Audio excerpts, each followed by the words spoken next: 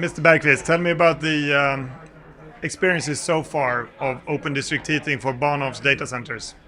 Well, the experience has actually been quite good, and to be frank, it actually provides us with a competitive advantage against our competition that doesn't employ this type of technology, and they're still opening windows on both ends of their buildings. So, in the long run, that's going to affect the economics that the customer is exposed to, and I actually look forward to that development.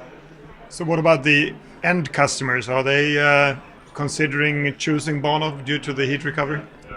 I think that the customers are actually, this is gaining traction, and customers are actually asking us to elaborate on the fact that we are reusing the energy. If it's a question of time, and if they're coming to us just on the basis of the heat recovery, I would say probably no. But I think we're actually getting there, and we will be getting there when it actually reaches the point where it's a pricing issue for the customer. That's when we're going to get the big adoptions.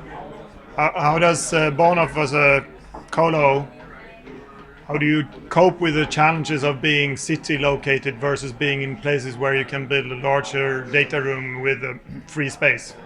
It's obviously going to be a bit more tricky in terms of the construction phase. You're going to face height restrictions, you're going to face outside placement restrictions, you're going to face a lot of restrictions in terms of the logistics side, but you're also going to enjoy the reliable infrastructure that the city offers, both in terms of the electrical grid and the possibilities of selling your waste heat, and also in terms of the fiber connectivity within the cities. And I would argue, obviously, I'm a part in that discussion, but it's actually that kind of counterbalances the additional costs that come from land, that comes from space, because there are tremendous gains to be made when you actually connect to a city where the infrastructure is already there.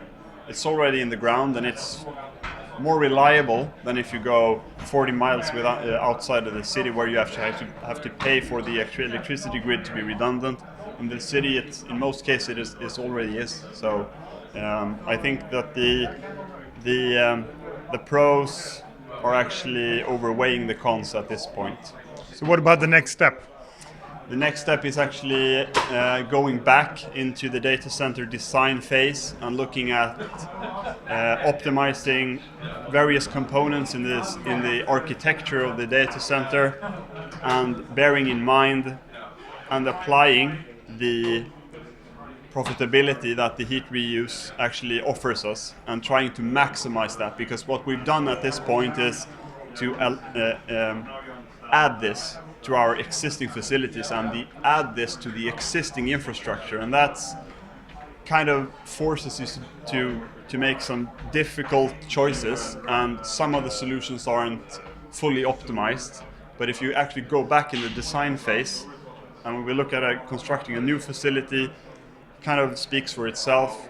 You go back and you look, what can we do better this time, and choose different types of solutions that actually increase the value of the heat that we are extracting from the data center rooms.